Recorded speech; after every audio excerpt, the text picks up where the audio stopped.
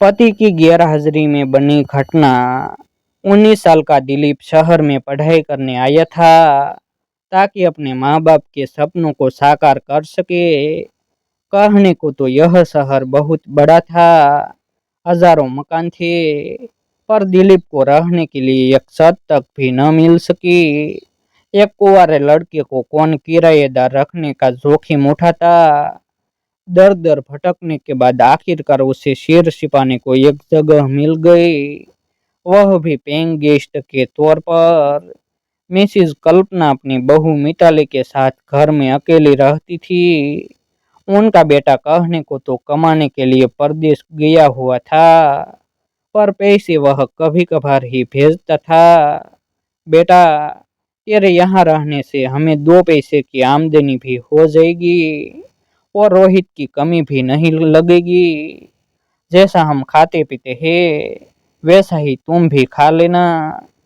Mrs कल्पना ने उसे एक कमरा दिखाते हुए कहा। जी अम्मा, मेरी तरफ से आपको किसी तरह की शिकायत नहीं मिलेगी, दिलीप ने कहा।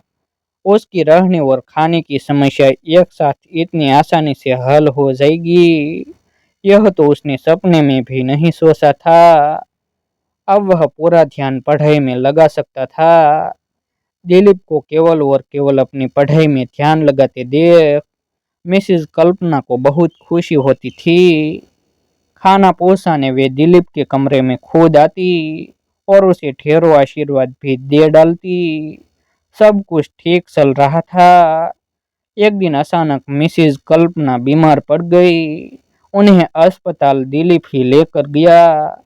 एक लायक बेटे की तरह वह मिसेज कल्पना की सेवा कर रहा था। एक दिन वह अस्पताल से घर लौट रहा था कि बारिश शुरू हो गई। बारिश तेज होती जा रही थी। दिलीप जल्दी से जल्दी घर पहुंचना चाहता था ताकि किताबें भीगने से बच जाए। जैसे ही वह घर पहुंचा तो दरवाजा खुला देख चौंक गया।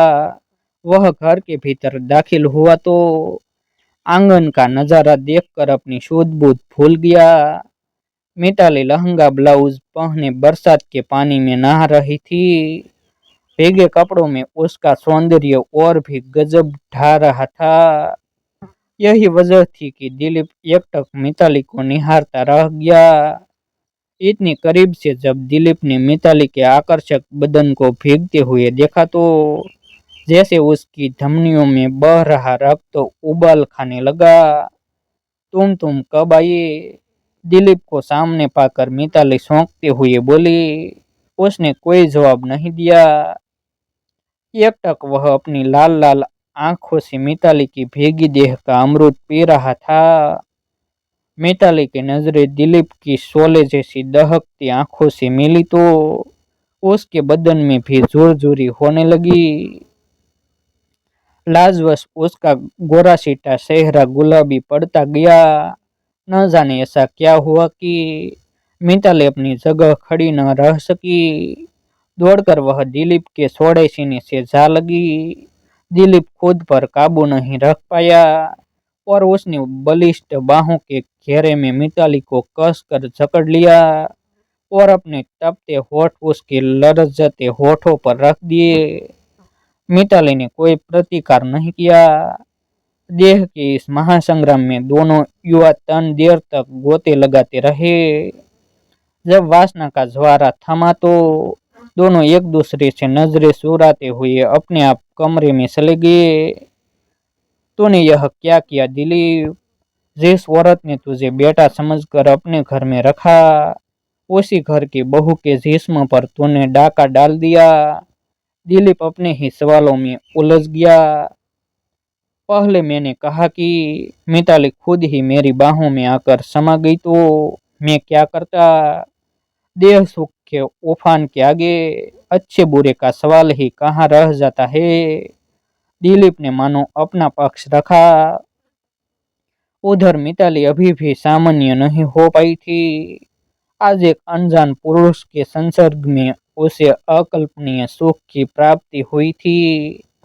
ऐसा आनंद तो उसे आज तक उसका कारोबारी पति भी नहीं दे पाया था। उसने विचारों को झटका और कपड़े बदल लिए।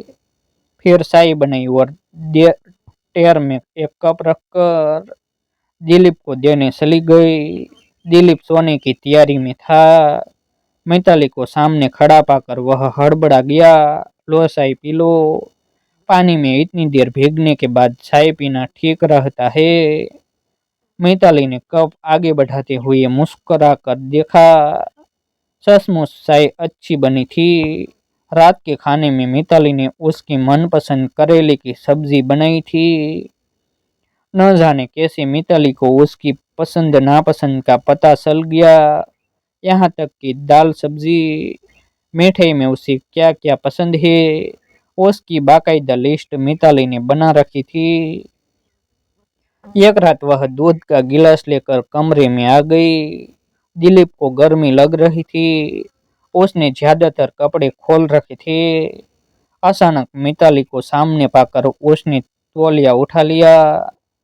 यह देखकर मिताली जोर से हंस पड़ी। निर्जर झरने सरीखी हंसी कानों में मिश्री खोल रही थी। पारदर्शी गाउन में मिताली किसी अप्सरा जैसी नजर आ रही थी। गिलास मेज पर रखकर वह पलंग पर ही बैठ गई और अपने हाथों से दिलीप के बालों को सहलाने लगी। दिलीप इतना भोला नहीं था जो किसी स्त्री के मनोभाव को न समझ पाता।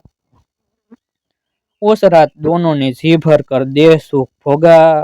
पूरे घर में वे दोनों अकेले और रात की तन्हाई का सहारा। ऐसे में कोई कसर कैसे रह पाती। 2-3 दिन में मिसिज कल्पना अस्पताल से स्वस्थ होकर घर लौट आई। बेटा, तू तो मेरे सगे बेटे से भी बढ़कर निकला। अपनी सेवा से खुश मिसिज कल्पना ने उसे ढेरों आशीष दे डाली। दिलीप और मिताली को लगा कि माजी के घर लौट आने के बाद वे शायद अब नहीं मिल सकेंगे। पर देह की भाषा जब देश की दूरियां तक लांघ जाती है तो फिर यहाँ एक ही घर में रजामंदी के साथ मिलने में क्या मुश्किल आती। अब तो हालत यह थी कि जब दिल करता दिलीप मिताली को अपने कमरे में बुला लेता और उसके साथ देह की तृष्णा पूरी करता। उधर मिताली भी इस सुख का उपभोग करने में पीछे नहीं थी।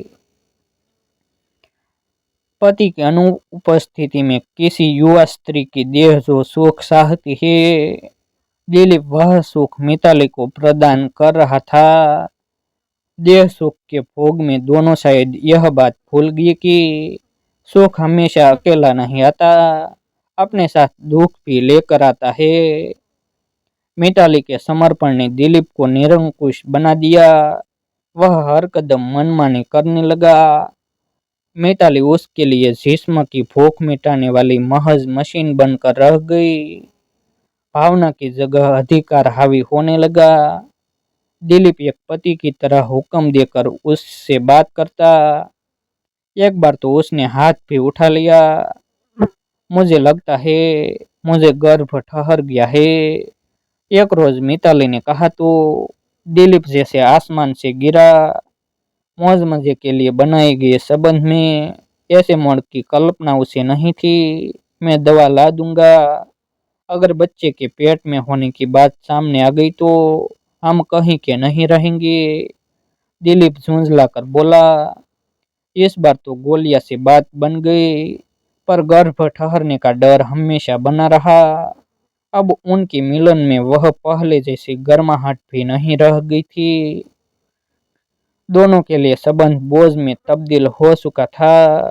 कहीं न कहीं मिसिज कल्पना की अनुभवी आंखें भी ताड़ गई थी कि घर में उनकी नाक के नीचे क्या गुल खिलाए जा रहे हैं। उधर दिलीप जब से इस चक्कर में पड़ा था, उसकी पढ़ाई लिखाई पूरी तरह चौपट हो गई थी। एक रात जब वह नाइट लैंप की रोशनी में पढ़ रहा था तो मिताली उसके कमरे में आ गई। उसने लैंप का स्विच ऑफ किया तो दिलीप चीख पड़ा, यह क्या तमाशा है। जाकर अपना काम करो और मुझे पढ़ने दो। मिताली यह सुनकर हक्की बक्की रह गई। उसे पहली बार महसूस हुआ कि पति की गैरमौजूदगी में किसी गैर मर्द के साथ संबंध बनाकर उसने कितनी बड़ी भूल की है। नहीं, अब वह इस दलदल में और नहीं गिरेगी। जो होना था हो गया। यह संबंध अंधे कुएं में गिरने के समान है। मुझे कुएं में नहीं गिरना। मिताली ने मन ही मन निर्णय लिया। उसने फोन करके अपने पति को जल्दी आने को कह दिया ताकि यह किस्सा विराम ले सके। दिलीप भी जितना जल्दी हो सके इस संबंध के बोझ को सिर से हटाने के बारे में सोच चुका था। मिलने की पहल रजामंदी से हुई तो अलग होने के लिए भी परस्पर रजामंदी काम आई। दिलीप ने बहाना बनाकर घर छोड़ दिया। जीवन में घटे इस घटनाक्रम को दोनों पक्ष एक स्वप्न समझकर भुलाने की कोशिश करने लगे। नई नई वीडियो देखने के लिए हमारे यूट्यूब चैनल सब्सक्राइब करें, वीडियो को लाइक करें और अपने मित्रों के साथ शेयर करें। फिर मिलते हैं एक नई स्टोरी के साथ।